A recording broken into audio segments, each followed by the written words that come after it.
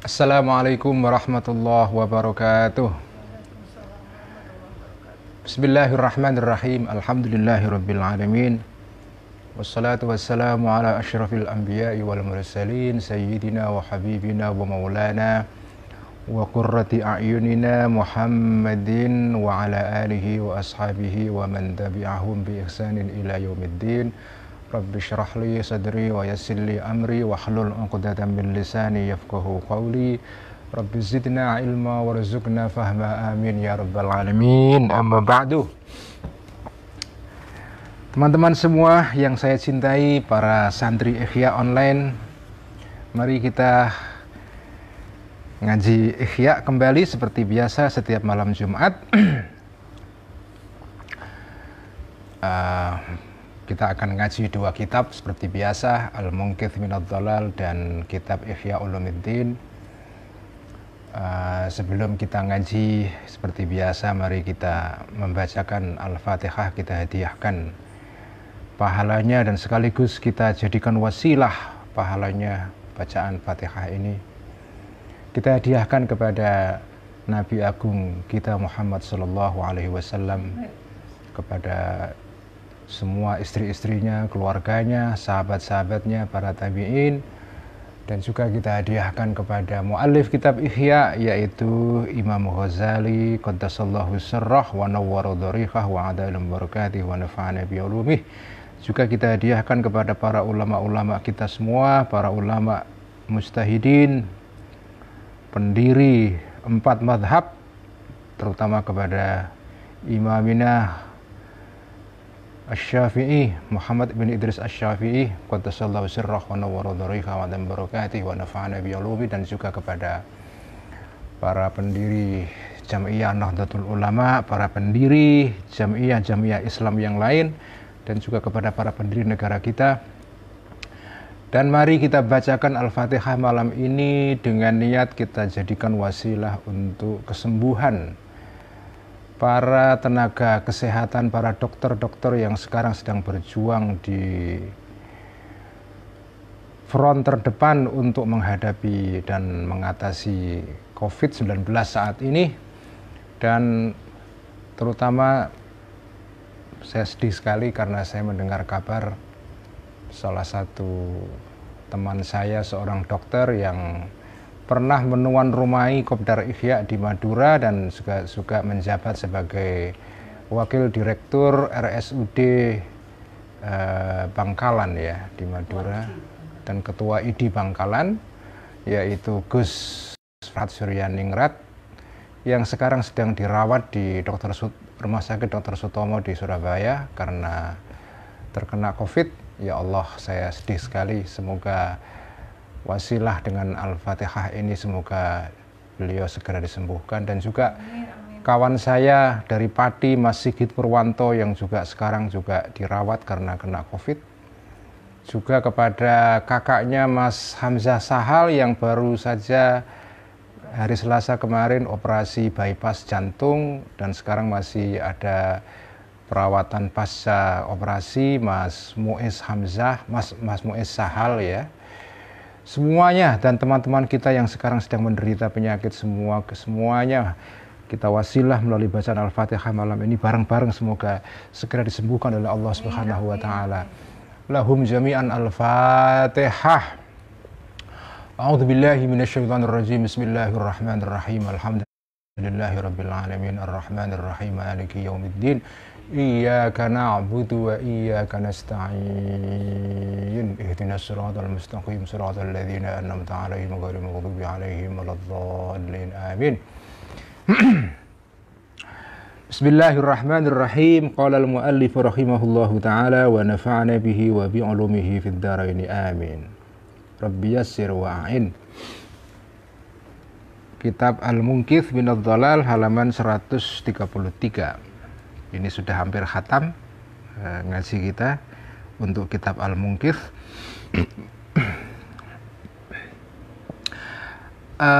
Qala al-muallif rahimahullahu ta'ala wa nafa'ana bihi wa bi 'ulumihi fid dharain. Amin. Rabbi yassir wa'in. Kitab Al-Munqidh halaman 133, paragraf pertama. Falaita sya'ri Falaita syi'ri man yattasi'u aqluhu liqabuli hadhil bada'i wa yattaru atau wa yattaru ila al-i'tirafi bi annaha khawassu ma'rifatuha mu'jizatu ba'dil anbiya'i kaifa yunkiru mithla dhalika fima yasma'uhu min qawli nabiyyin sadiqin muayyadin bil mu'jizati lam yu'raf bil kidbi qattu. Falaita syi'ri, maka ini ungkapan dalam bahasa Arab. Falaita syi'ri itu maksudnya adalah ya dalam terjemahan bebas ya. Falaita syi'ri itu kira-kira maknanya adalah apa ya? Bagaimana mungkin atau apa ya? Seandainya aku tahu, maksudnya bagaimana mungkin ya? Bagaimana mungkin ya? Falaita syi'ri ya. Yaitu bagaimana mungkin atau andai aku tahu ya, andai aku tahu atau ya kira-kira begitu terjemahan bebasnya ya. Falaita syi'ri ini ungkapan dalam bahasa Arab yang sering dipakai di dalam bahasa Arab klasik, juga dalam bahasa Arab modern ya. Falaita syi'ri ya. Bagaimana mungkin man yattasi'u, man seseorang, terutama orang yang terpukau, terpincut ya, tertarik dengan kajian filsafat ya, yattasi'u menjadi luas akluhu, akalnya orang ini, liqabuli hadhil badai, untuk menerima semua hal-hal yang ajaib ini, yaitu terkait dengan kemarin itu tentang apa, ada beberapa ilmu di dalam ilmu astrologi ya, yang apa, yang dalam ukuran akal biasa itu tidak bisa diterima, tapi oleh para ahli filsafat atau para peminat filsafat zaman itu ya, itu diterima. Seperti Wifik kemarin itu apa, bentuk rajah ya, dalam bentuk 3 kotak yang isinya adalah huruf-huruf abjad dalam bahasa Arab, yang kalau ditotal semua baik dari kiri ke kanan, atas ke bawah maupun diagonal ya, itu nilainya 15 seperti sudoku itu. Dan itu di dalam ilmu perbintangan lama itu ilmu yang apa, rajah itu atau jimat itu bisa membantu seorang perempuan yang sedang melahirkan sehingga lancar kelahirannya. Nah, orang-orang yang mempelajari ilmu filsafat, di dalam filsafat itu ada sub ilmu namanya ilmu astrologi atau ilmu perbintangan at-tanjim ya. Mereka bisa percaya terhadap hal-hal yang seperti itu ya. Atau misalnya khasiat-khasiat yang terkait dengan obat-obat tertentu misalnya. Hanya karena ini semua ilmu yang dikaji dalam filsafat, walaupun kelihatannya tidak masuk akal, tapi karena itu merupakan bagian dari ilmu filsafat, semua orang ini percaya. Nah, orang yang seperti ini, orang yang akalnya bisa membenarkan ini semua, dan terpaksa orang ini ya, atau wayuttaru dan dipaksa orang ini ilal i'tirafi untuk mengakui bi anna sesungguhnya al-bada'i ini khawasu adalah merupakan sesuatu yang punya khasiat khusus ya, atau kekhasan ya. Ma'rifatuha, yang untuk mengetahui khawas ini adalah mu'jizatu ba'dil anbiya'i, merupakan mukjizat sebagian para nabi. Bagian-bagian dari ilmu perbintangan itu sebagian diketahui oleh para nabi sebagai mukjizat mereka ya. Nah, tapi ilmu perbintangan yang merupakan bagian dalam ilmu filsafat ya, itu bisa membuktikan itu semua, dan para peminat filsafat pada zaman dulu itu mempercayai itu semua. Nah, orang-orang yang percaya ilmu-ilmu seperti ini, kenapa mereka tidak percaya kepada mukjizat para nabi? Itu intinya jawabannya Al-Ghazali kepada orang-orang yang menggemari filsafat pada zaman itu, dan mereka merasa ilmu filsafat itu rankingnya atau statusnya itu di atas ilmu-ilmu kenabian yang sumbernya adalah wahyu. Jadi pada zaman Al-Ghazali hidup itu memang Ya, ada orang-orang yang merasa bahwa ilmu agama atau ilmu wahyu atau ilmu-ilmu yang bersumber dari Quran itu dianggap lebih rendah kedudukannya daripada ilmu yang berasal dari Yunani. Ya kalau sekarang, kalau dikontekstualisasikan dengan keadaan sekarang, diterjemahkan dalam keadaan sekarang, ada orang-orang yang merasa bahwa ilmu-ilmu yang berasal dari Barat, ya, scientific dan seterusnya, itu nilainya lebih unggul daripada ilmu-ilmu agama yang dipelajari di pondok pesantren misalnya. Itu contoh kalau sekarang ya. Pada zaman Al-Ghazali hal semacam itu juga ada ya. Jadi ada orang-orang yang merasa ilmunya orang Yunani yang rasional itu, dan di dalamnya termasuk ilmu perbintangan itu kedudukannya lebih unggul, lebih menimbulkan rasa keren. Ya, kayak sama dengan sekarang lah ya. Ilmu-ilmu yang ditulis dalam bahasa Inggris itu seolah-olah lebih keren daripada yang ditulis dalam bahasa Indonesia atau ditulis di dalam bahasa Arab misalnya. Makanya saya terus terang suka dengan kritiknya Al-Ghazali terhadap filsafat Yunani itu, karena seperti saya bilang ya, Imam Ghazali ketika mengkritik filsafat ini ilmu yang datang dari Yunani ya. Jadi kira-kira kalau dipetakan zaman itu kan ada dua ilmu kan, ilmu yang dari Mekah Madinah yaitu wahyu ya, sumbernya Quran dan hadis, ada ilmu yang sumbernya dari Yunani ya, ilmu orang Yunani atau yang disebut dengan al-awail, orang-orang zaman dulu, orang-orang kuno. Nah ini ada sebagian orang yang menganggap bahwa ilmu yang datang dari Mekah Madinah ini kedudukannya itu lebih rendah. Yang lebih keren itu ilmu dari Yunani ini, karena ya itu lebih rasional, lebih rumit, lebih canggih, dan tidak mudah difahami oleh orang awam. Nah, kan ada sebagian orang yang merasa kalau sesuatu itu tidak difahami oleh orang awam, itu nilainya lebih tinggi. Ya. Nah, Al-Ghazali mengkritik kecenderungan ini. Jadi saya suka dengan kritiknya Al-Ghazali karena beliau ini berusaha untuk memulihkan reputasi ilmu-ilmu yang bersumber dari wahyu gitu ya. Tapi beliau tidak menolak ilmu yang datang dari orang Yunani. Beliau hanya menolak bagian-bagian dalam ilmunya orang Yunani yang bertentangan dengan akidah Islam. Karena itu kalau kita mau mewarisi dan meneruskan semangat Ghazalian ini dalam konteks sekarang ya, ini bagi para santri Ihya ini penting ini ya. Kalau jenengan kepingin meneruskan semangat ini di dalam konteks sekarang, itu kira-kira terjemahnya begini. Jadi kita ini sebagai orang muslim itu tidak boleh merasa diri itu inferior, merasa diri itu rendah diri ya, merasa depipis ini bahasanya Pak Demung Paryono, ini depipis ada Pak Mung ya, saya meminjam bahasanya Pak Demung ini. Orang Islam itu jangan depipis merasa dirinya rendah diri karena merasa bahwa orang Islam ini tertinggal, mundur dan segala macam, sehingga merasa diri itu inferior. Merasa bahwa ilmu-ilmu yang sumbernya dari kitab pondok itu lebih rendah kedudukannya daripada ilmu yang dikasih di perguruan tinggi umum, yang pakai bahasa Inggris, yang susah bacanya dan segala macam. Itu nggak boleh ya. Karena belum tentu ilmu yang sumbernya dari negeri-negeri maju ya.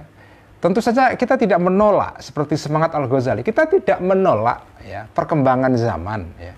Tapi yang saya suka dari Imam Ghazali adalah mengajari orang Islam untuk tetap pede ya. Tetap kita punya self confidence bahwa kita punya pengetahuan yang sumbernya dari wahyu. Dan kita percayai ilmu ini mutlak kebenarannya ya. Dan karena itu segala ilmu-ilmu yang datang dari luar ini itu sebaiknya disaring berdasarkan ilmu-ilmu yang sumbernya dari wahyu ini. Itu intinya kritiknya Al-Ghazali. Jadi kita nggak boleh a priori sejak awal menolak, wah ini ilmu yang datang dari orang non-Islam, kita nggak mau terima. Itu juga nggak bagus, nggak boleh itu. Jadi sikap yang menolak total ya, atau sikap yang sebut saja sikap yang rejeksionis ya, rejeksionis artinya menolak total ya, karena ini ilmu yang datang dari non-Muslim ya kita nggak boleh terima itu. Nah itu nggak boleh. Tetapi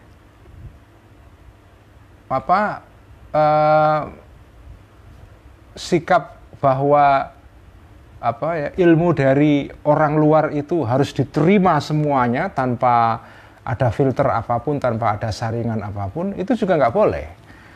Jadi sikap ekstrim, dua ekstrim ini tidak bisa dibenarkan ya. Jadi semangat ini juga kita dapatkan atau kita jumpai di dalam Imam Ibn Rushd ya, yang merupakan lawan debatnya Al-Ghazali. Ya sama, walaupun mungkin beda formulasinya ya, tetapi intinya sama. Ibn Rushd itu juga sama. Sikap beliau di dalam memandang ilmu-ilmu yang datang dari orang luar ini ya, itu ya sama ya. Ini nggak boleh ditolak total. Bahkan kalau bisa ajaran-ajaran Islam itu dikontekstualisasikan berdasarkan ilmu-ilmu yang datang dari luar ini. Kalau misalnya kelihatan ada pertentangan yang sifatnya permukaan ya, seolah-olah bertentangan, ilmu yang sumbernya dari Quran itu bertentangan dengan ilmu sains misalnya ya, bertentangan dengan ilmu pengetahuan modern. Nah kalau sikapnya Ibn Rushd ya jangan buru-buru dikatakan, wow ini berarti agamanya salah, atau yang salah pengetahuannya atau sainsnya, itu tidak boleh. Diusahakan dicarikan titik temunya. Nah itu kalau sikapnya Ibn Rushd ya. Kalau Al-Ghazali sikapnya adalah, kalau ada ilmu-ilmu atau informasi atau pengetahuan yang datang dari luar sumber wahyu, yang jelas-jelas bertentangan dengan akidah Islam, ya ditolak. Itulah sebabnya kenapa Al-Ghazali menolak ajaran para filosof Yunani yang mengatakan bahwa alam itu abadi.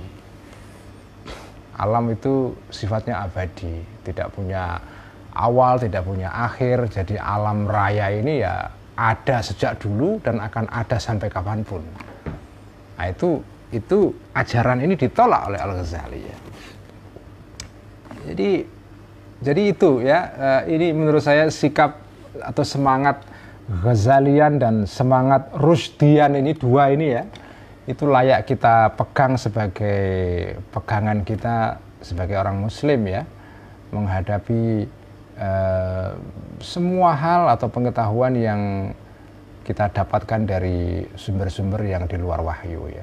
Jadi tidak menolak secara keseluruhan, tapi juga tidak menerima secara keseluruhan ya. Dan saya kira kok sikap seperti inilah yang masuk akal kan ya. Karena kan kita sebagai orang Muslim ya punya parameter sendiri, punya akidah sendiri. Dan akidah ini sebagai pegangan kita untuk menilai informasi-informasi atau pengetahuan yang datang dari luar. Nah, falaita syi'ri man yattasi'u aqluhu liqabuli hadhil bada'i wa yattarru ila al-i'tirafi bi annaha khawas ma'rifatuha mu'jizatu ba'dil anbiya'i kaifa, bagaimana mungkin yungkiru, mengingkari orang seperti ini, mithla dzalika, hal-hal seperti tadi itu ya, yang seperti ilmu-ilmu perbintangan yang mengandung dan memuat informasi-informasi yang kelihatannya nggak masuk akal ya.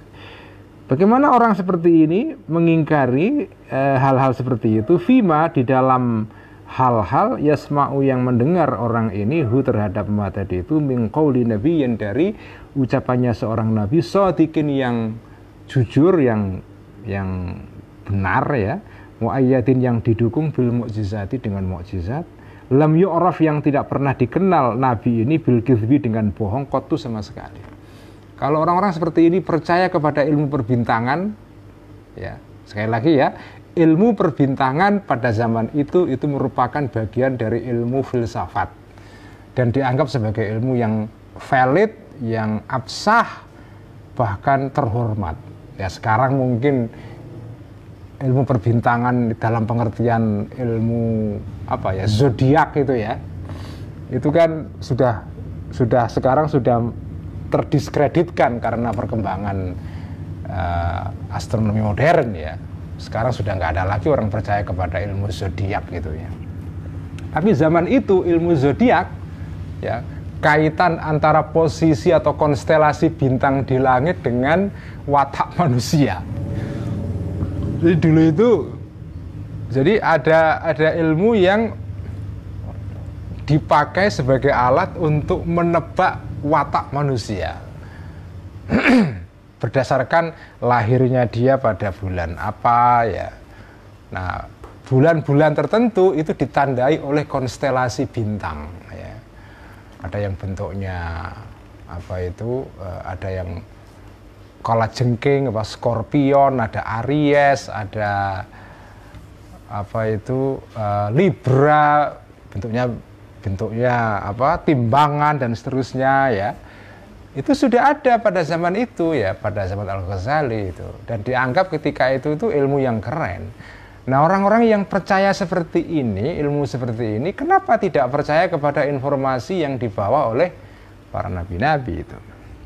Fa'in angkaro, maka jika mengingkari falsafiyun, seorang yang ahli filsafat atau meminati filsafat, imkana hadhil khawasi, kemungkinan atau mungkinnya khasiat-khasiat seperti ini di dalam ilmu filsafat atau perbintangan atau kedokteran ya, atau khasiat-khasiat seperti ini fi a'dadir rakaati, di dalam jumlah rakaat sholat ya.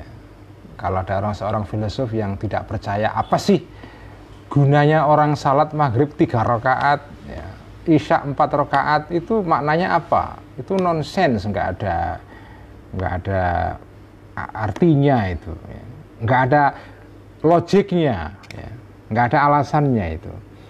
Waramil jimari, dan di dalam jumlah melontar jumrah ya, melontar jumrah, wa ada di arkanil haji, dan di dalam jumlah rukun-rukunnya haji ya, tawaf 7 kali, sa'i 7 kali dan seterusnya ya, wasairi ta'abudati syar'i, dan di dalam semua ibadah-ibadah syarak ya. Kalau ada orang mengingkari semua ini berdasarkan alasan yang rasional sebagai dasar dalam berfilsafat ya, lam yajid, maka tidak menjumpai orang ini bainahu, di antara tadi itu al-madhkur min adadir rakaat, ramyil jima dan seterusnya, wa baina khawasil adwiyati, dan di antara khasiat-khasiat di dalam obat-obatan ya, ilmu kedokteran yang merupakan bagian dari ilmu filsafat, wan nujumi, dan ilmu-ilmu perbintangan, farqon, tidak menjumpai apa farqon, perbedaan aslan sama sekali, sama ya. Kalau dia percaya kepada ilmu-ilmu di dalam perbintangan, di dalam kedokteran, maka mestinya secara rasional ya, dia bisa juga mempercayai ilmu-ilmu atau informasi yang dibawa oleh para nabi-nabi yang terkait dengan hal-hal yang mungkin nggak masuk akal ya, seperti sholat rakaat tertentu, haji dengan tata cara tertentu dan seterusnya. Jadi inilah jawaban Al-Ghazali kepada orang-orang yang menjadikan filsafat sebagai dasar untuk menolak ajaran para nabi ya.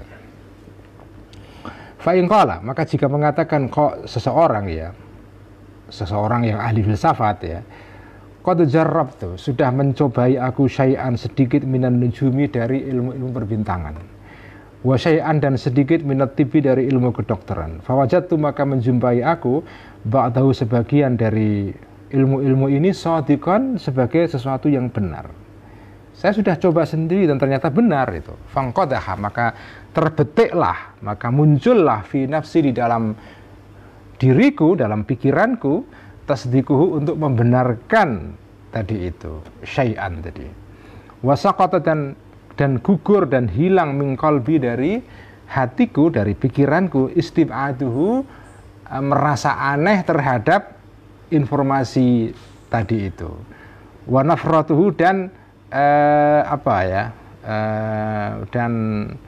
dan lari dari ilmu-ilmu yang bersumber dari tadi itu perbintangan dan kedokteran. Saya sudah coba sendiri dan ternyata benar. Saya sudah buktikan itu apa ya itu kaitan antara perbintangan dengan watak manusia, dan sudah saya coba, saya observasi, ternyata benar. Obat-obatan yang diresepkan para dokter ternyata benar. Jadi saya karena sudah mencoba langsung, maka ya saya percaya.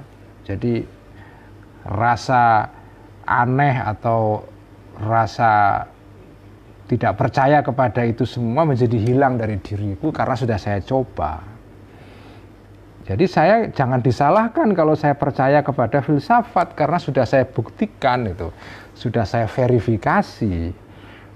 Tetapi wahada, dan ini yaitu ilmu yang datang dari para nabi-nabi ini, lam ujarrib, tidak pernah mencobai aku kepada hadza. Kalau ilmunya para nabi-nabi ini saya nggak pernah nyoba. Mana buktinya sholat itu bisa membuat atau menimbulkan kebaikan dalam diri seseorang? Saya nggak pernah nyoba itu ya. Karena saya nggak pernah nyoba, fabima, maka dengan cara apa a'lamu bisa mengetahui aku wujudahu terhadap wujudnya hadza ini, wa tahaqquqahu dan terbuktinya hadza ini, wa in aqrartu, dan walaupun mengakui aku biimkanihi terhadap kemungkinannya hadza ini. Jadi saya nggak bisa membenarkan karena saya nggak pernah mencobai itu. Nah, kalau ada orang mengatakan seperti ini untuk menolak ajaran agama, ya, ada orang ahli filsafat berargumen seperti ini, maka jawabannya fa'aqulu, maka akan mengatakan aku Al-Ghazali sebagai jawaban, ya, innaka, sesungguhnya engkau wahai seorang ahli filsafat ini, la taktasiru, tidak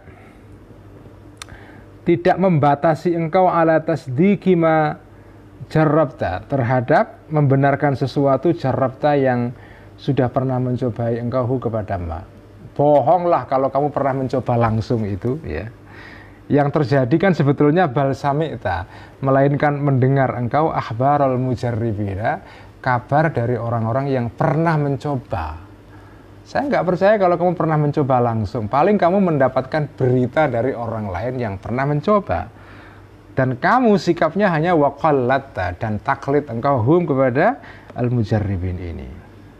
Jadi kamu sebetulnya hanya mendengar pengalaman orang lain. Nah, kalau itu yang terjadi, jadi kamu tidak pernah mencoba sendiri, ya tentu saja mungkin ada sebagian dari peminat filsafat ini yang pernah mencoba langsung. Tapi sebagian besar orang-orang ini hanya membaca informasi berdasarkan berita orang lain. Nah, kalau sekedar berita, maka ya fasma, maka dengarlah engkau aqwalal auliyai, ucapan-ucapan para wali-wali yang mencoba langsung ilmunya para nabi ini. Kalau sama-sama mendengar kabar, nah kamu seharusnya mendengarkan pengalaman para wali-wali yang langsung mempraktekkan ilmunya para nabi-nabi itu.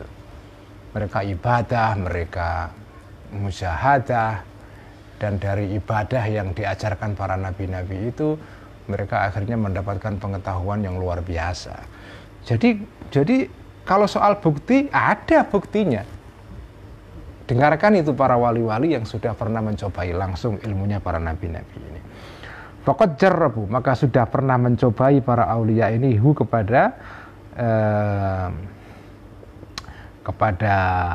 apa itu, ya, ilmunya para nabi-nabi itu, ya. Faqad jarrabu, maka telah mencoba atau mempraktekkan sendiri para aulia ini, ya, kepada kepada ya al-madhkur min tadi itu ulumil anbiya, ya, atau apa itu al-madhkur min al-khawas, ya, khawasul adatir rakaat dan seterusnya tadi itu. Wa syahadu, dan menyaksikan para aulia ini al-haqqa, kebenaran, fi jami'i ma, di dalam semua hal, ilmu atau informasi, warada yang datang bihi dengan ma ini asyar'u agama. Jadi kalau kamu tidak percaya, ya kamu harus tanya kepada orang-orang yang sudah pernah mencoba ilmunya para nabi-nabi itu. Atau kamu kalau nggak mau bertanya, ya minimal atau lebih bagus lagi awisluk, atau jalanilah atau menjalanilah engkau, atau suluklah engkau, ya. Tempuhlah engkau sabilahum, jalannya para aulia ini. Kalau kamu mau mencoba, ya langsung coba sendiri, ya. Kamu ibadah berdasarkan tata cara yang diajarkan para nabi-nabi itu, kamu praktekkan sendiri, kamu alami sendiri. Tudrik, maka akan mengetahui engkau bil musyahadati, berdasarkan kesaksian kamu secara langsung, berdasarkan pengalaman kamu, ba'da dzalika, sebagian dari tadi itu al-khawas, ya, khasiat-khasiat yang terdapat di dalam ilmunya para nabi-nabi itu. Ala anni, meskipun aku, ya ini ala di sini berfungsi atau maknanya adalah istidrak, ya. Ala lil istidrak. Ala anni walaupun sesungguhnya aku. Jadi ala di sini maksudnya walaupun, ya. Ala anni walaupun atau meskipun sesungguhnya aku lu mengatakan aku. Meskipun sebetulnya, ya, kalau kamu tidak pernah mencoba sendiri, ya, atau nggak pernah mempraktekkan sendiri, atau nggak pernah bertanya kepada para wali-wali yang sudah pernah mencobai ilmunya para nabi-nabi itu, meskipun walaupun itu tidak pernah kamu lakukan, ya, wa illam tujarrib, walaupun tidak pernah mencoba engkau terhadap ilmunya para nabi-nabi itu, mestinya fayaqdi, maka menilai atau menghukumi atau memutuskan akalmu biwujubi tasdiki, dengan wajibnya membenarkan, ya, wal ittiba'i, dan ikut terhadap ilmunya para nabi-nabi itu, mengikuti qat'an sama sekali. Artinya walaupun kamu tidak pernah mencoba sendiri, mestinya dengan dasar penalaran kamu sendiri, rasio kamu sendiri, mestinya kamu tidak boleh menolak ilmunya para nabi-nabi ini, karena kan dasar ilmunya para pecinta filsafat Yunani ini kan akal, kan. Kalau akal dasar kamu, mestinya kamu tidak boleh menolak ilmunya para nabi-nabi ini, yaitu terkait dengan tata cara ibadah yang itu mengandung khasiat-khasiat tertentu untuk membawa kebaikan pada manusia, ya. Inna sholata tanha 'anil fakhsya'i wal munkar, ya, dan seterusnya itu mestinya kamu tidak boleh menolak itu. Karena apa alasannya? Fa inna. Nah, ini di sini alasannya alasan yang rasional, ya. Jadi kalau kamu berdebat dengan seorang yang tidak percaya kepada Quran dan hadis, kepada ajaran agama, ya kamu nggak boleh menggunakan dasar-dasar yang berdasarkan wahyu ataupun Quran. Jadi kamu kalau berdebat dengan orang yang tidak percaya Quran, ya nggak bisa pakai Quran, kan? Kalau kamu berdebat dengan orang yang tidak percaya kepada agama, ya kamu nggak boleh menggunakan statement di dalam agama kamu untuk berhujjah dengan orang itu, berargumentasi dengan orang itu. Kamu harus memakai dasar yang bisa difahami orang itu. Nah, dasar yang bisa difahami oleh semua orang, baik beriman atau tidak beriman, itu kan argumen rasio, ya, argumen akal. Karena itu kalau kita berdebat sebagai seorang muslim dengan orang yang tidak percaya kepada Islam, kamu nggak bisa menilai atau mendebat orang bersangkutan dengan menggunakan dalil Quran. Misalnya kamu mengatakan bahwa, ya, apa yang kamu katakan itu tidak sesuai dengan Quran yang saya percaya, ya nggak bisa, karena orang yang kamu ajak debat itu kan tidak percaya kepada Quran. Jadi kamu harus cari dasar perdebatan yang kira-kira bisa disepakati oleh orang itu. dasar yang bisa disepakati oleh semua orang adalah dasar rasional. Karena itu mempelajari ilmu-ilmu rasional itu penting sekali sebagai bagian dari cara kita untuk mempertahankan akidah kita. Dan itulah yang dilakukan oleh para ulama dulu ya. Ya, jadi memang kita sebagai orang beriman, sebagai orang muslim, kita percaya kepada Quran sebagai wahyu Allah yang mutlak benar diturunkan oleh Allah kepada kita. Tetapi Quran ini kan dipercayai oleh orang yang percaya, oleh orang muslim. Ketika kamu berdebat dengan orang yang tidak percaya Quran, ya kamu tidak bisa pakai Quran. Karena dia tidak memakai Quran, karena nggak percaya pada Quran. Jadi kamu harus cari jalan lain yang dia percaya.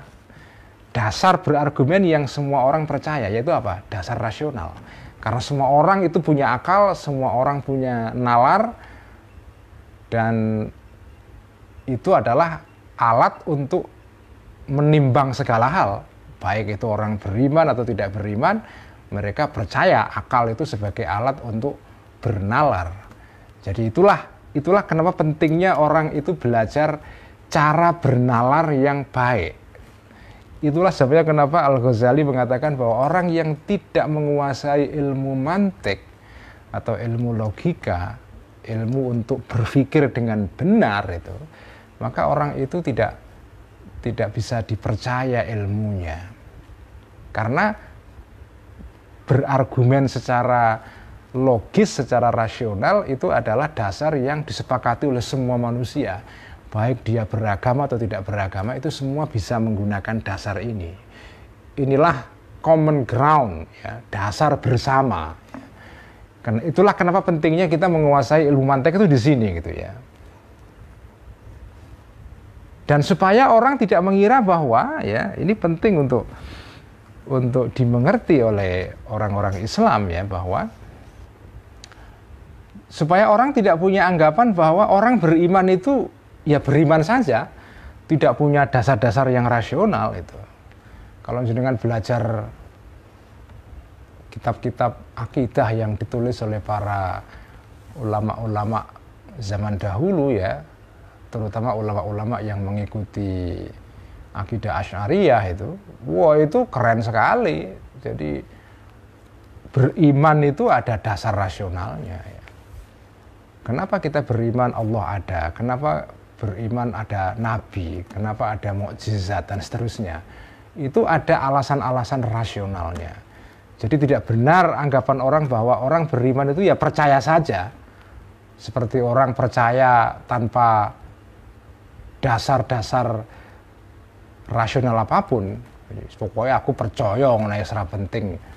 Pokoknya saya percaya, nggak penting dasarnya apa. Enggak, sebetulnya nggak begitu ya. Orang beragama itu percaya kepada ajaran agama itu ada dasar kokoh secara rasional gitu ya. Karena sekarang ada sebagian orang yang menganggap bahwa orang beragama itu ya iman saja, dan iman itu tidak ada dasar-dasar yang rasional itu. Makanya orang sekarang ada sebagian yang beranggapan bahwa kalau kamu beragama itu berarti meninggalkan. Begitu orang beragama itu langsung dianggap tidak bernalar lagi. Atau kalau orang sudah bernalar maka otomatis dia harus meninggalkan agama. Jadi ada sebagian orang yang mempertentangkan antara beragama dengan bernalar. Jadi kalau sudah beragama berarti meninggalkan penalaran. Atau kalau sudah bernalar otomatis kamu harus meninggalkan agama. Nah, itu tidak benar banget. Kalau ulama seperti Al-Ghazali, Ibnu Rushd dan para ulama-ulama atau filosof-filosof muslim zaman dulu ya, mereka, dan saya kira metode yang mereka pakai itu masih relevan sampai sekarang ya. Yaitu bahwa beragama dan bernalar itu dua hal yang saling terkait. Bahkan kamu tidak bisa beragama kalau kamu nggak pakai akal. Ya, ad-dinu huwal aql. Itu konon kata-kata dari Sayyidina Ali karramallahu wajhah ya. Ad-dinu huwal aql. Agama itu ya akal. La dina liman la aqla lahu. Tidak ada tidak ada agama bagi orang yang tidak bernalar. Karena itu agama itu hanya diperuntukkan bagi orang-orang yang nalarnya sehat. Orang yang gila atau orang yang tidak dalam posisi bisa menggunakan akalnya dengan sempurna, misalnya karena dipaksa atau karena masih kecil, belum punya kesadaran yang matang, ya, belum bisa berpikir secara matang, itu semua mereka tidak diharuskan untuk menjalankan ajaran agama, ya. Jadi beragama atau taklif, ya, beban yang dibebankan oleh Allah bagi manusia untuk menjalankan agama itu hanya diarahkan, diberikan kepada orang-orang yang punya akal. Orang gila tidak diharuskan atau tidak terkena taklif, ya. Tidak mendapatkan beban untuk menjalankan syariat agama. Jadi beragama dan bernalar itu saling terkait, ya. Nah, di sini Al-Ghazali menggunakan dalil yang rasional, ya. Fa'inna, kenapa orang yang tidak pernah mencoba langsung atau mengalami langsung ilmu-ilmu kenabian ini, nggak pernah mengalami langsung khasiatnya, dan orang-orang ini tidak boleh menolak ajaran kenabian ini, ya, walaupun tidak pernah mengalami langsung, karena alasannya fa'inna, karena sesungguhnya kita lau faradna, jika mengandaikan kita, kalau dalam bahasa pesantren itu lamun maril kita, maril itu artinya mengandaikan, ya. Dari kata farodho kemudian dialihkan atau dipinjam dalam bahasa Jawa menjadi paril, ya. Jadi orang Jawa kan susah mengucapkan huruf dot itu, ya. Jadi huruf dot itu bagi lidah Jawa dulu sebelum menguasai dengan baik pelafalan Arab, itu dot menjadi lam. Karena itu ilmu faraid itu menjadi ilmu prail, ya. Dari kata faraidu, dot itu menjadi ilmu prail, ilmu faraid, ilmu tentang tata cara membagi warisan dalam Islam. Fardu itu jadi perlu, ya. Dalam bahasa Indonesia kan kata perlu itu sebetulnya dari bahasa Arab, fardu, sesuatu yang harus, yang penting, gitu, ya. Makanya jadi kata perlu. Fardun dalam bahasa Arab itu juga bisa bermakna pengandaian. Dalam bahasa pesantren lama dulu menjadi istilahnya maril, ya, atau paril. Paril itu maksudnya mengandaikan, ya.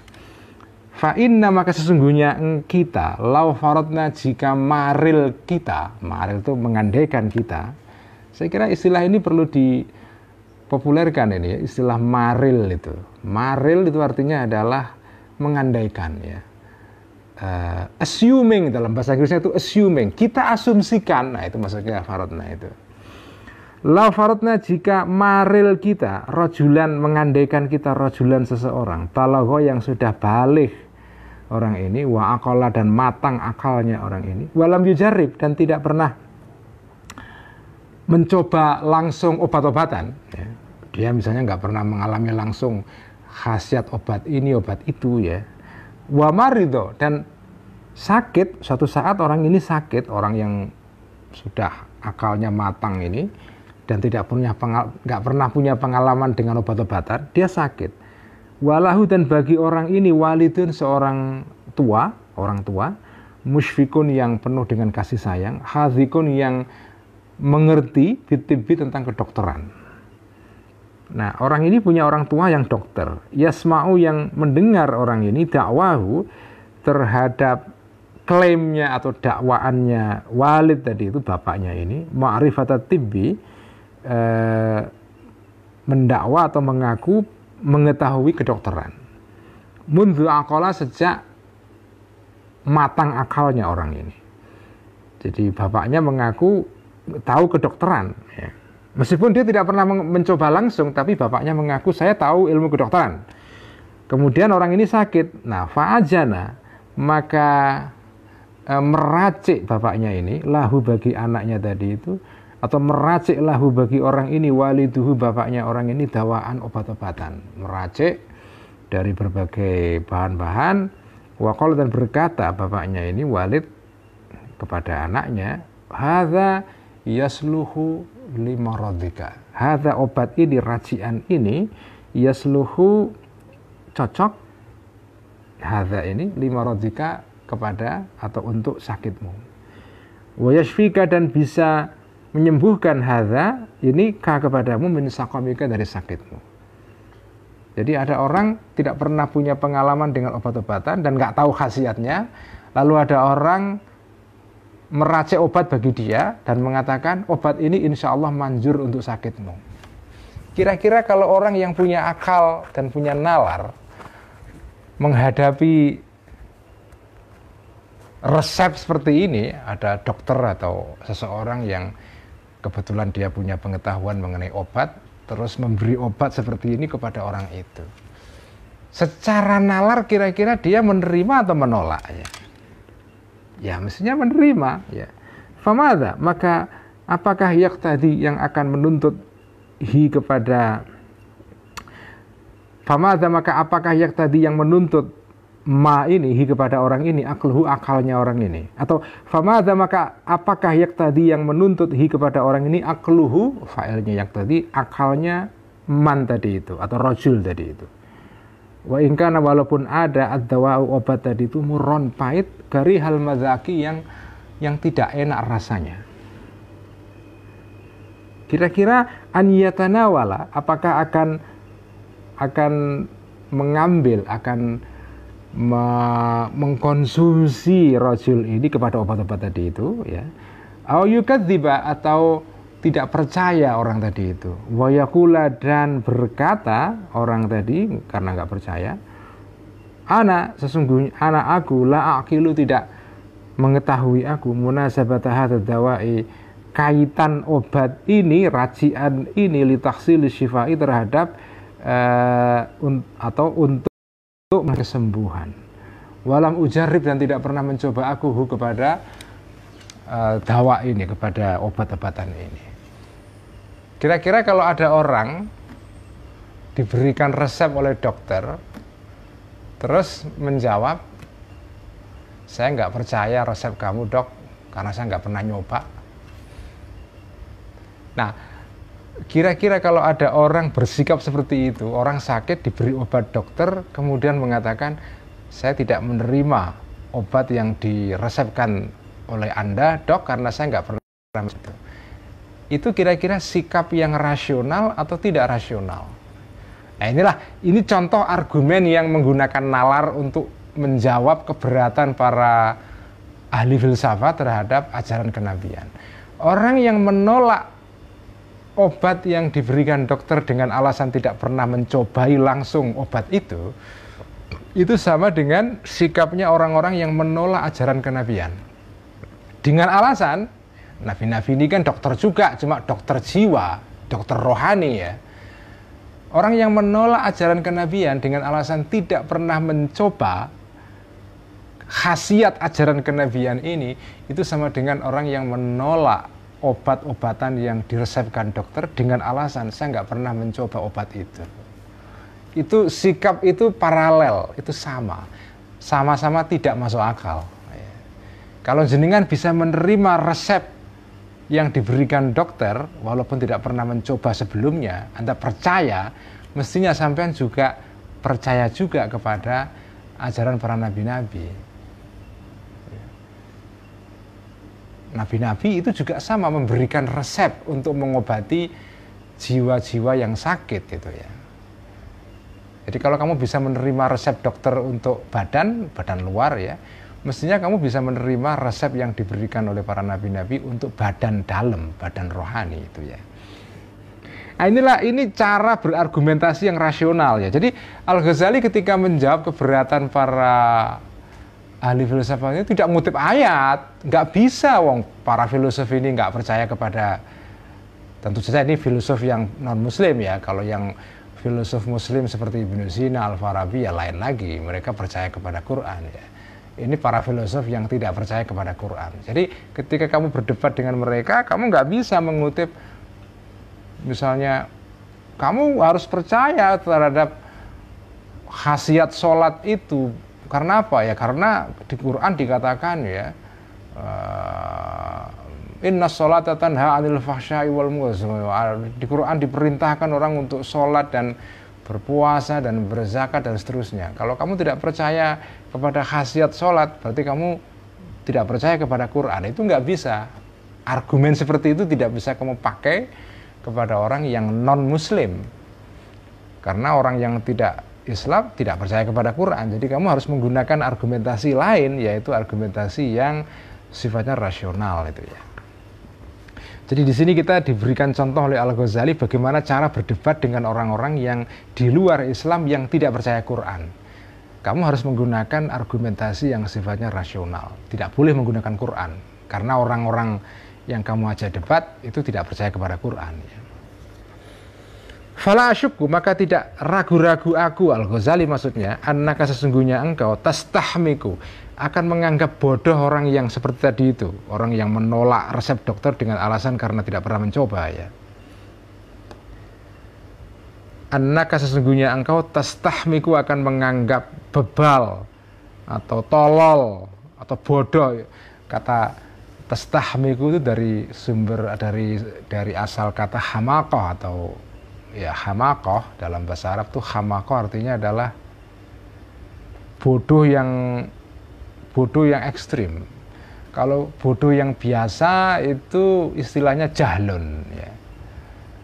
Jahlun itu artinya tidak tahu. Ya sudah tidak tahu saja. Tapi kalau hamakoh itu tidak tahu yang kebangetan ya. Sudah tidak tahu tapi nggak taunya itu kebangetan ya. Itu namanya hamakoh ya. Jadi dalam bahasa Arab itu ada berbagai tingkat bodoh itu. Dalam bahasa Indonesia kan orang yang tidak tahu ya sudah namanya bodoh saja. Bodoh itu artinya adalah tidak tahu. Dalam bahasa Arab tidak tahu itu diungkapkan dengan berbagai istilah ya. Jadi derajatnya macam-macam. Jahlun itu bodoh yang pada umumnya ya. Bodoh secara umum ya. Kalau bodoh yang nyebelin kira-kira gitu ya, bodoh yang nyebelin dan jengkelin itu ya, itu dalam bahasa Arab disebut hamakoh ya. Orang yang bodoh tapi bodohnya itu nyebelin ya, karena nggak masuk akal dan nggak bisa diterima secara nalar biasa gitu ya, sikap orang itu namanya hamakoh. Ada lagi bodoh itu yang diungkapkan dengan istilah baladah ya. Al-baladah itu artinya adalah kalau dalam bahasa Melayu itu bebal ya. Bebal itu orang yang tidak sekedar tidak ngerti tapi memang kemampuan akalnya lemah ya. Sehingga dia tidak bisa mengetahui sesuatu yang mestinya untuk standar orang pada umumnya itu dia paham, tapi dia nggak. Jadi kalau hamakoh itu bodoh tapi ada unsur ngeyelnya itu hamakoh ya. Dalam bahasa yang sering dipakai dalam istilah bahasa Indonesia yang dipinjam dari Belanda itu kepeh ya. Orang yang kepeh itu ya sudah nggak tahu tapi ngotot itu. Kalau baladah itu bodoh karena kemampuan intelijensinya rendah sehingga tidak bisa menjangkau suatu informasi, itu namanya baladah. Jadi ada jahlun, ada jahalah, ada baladah, ada hamakoh. Hamakoh ini yang tingkat yang paling ekstrim yaitu hamakoh ya. Dan ada istilah-istilah lain banyak itu. Jadi istilah bodoh dalam bahasa Arab itu macam-macam ya.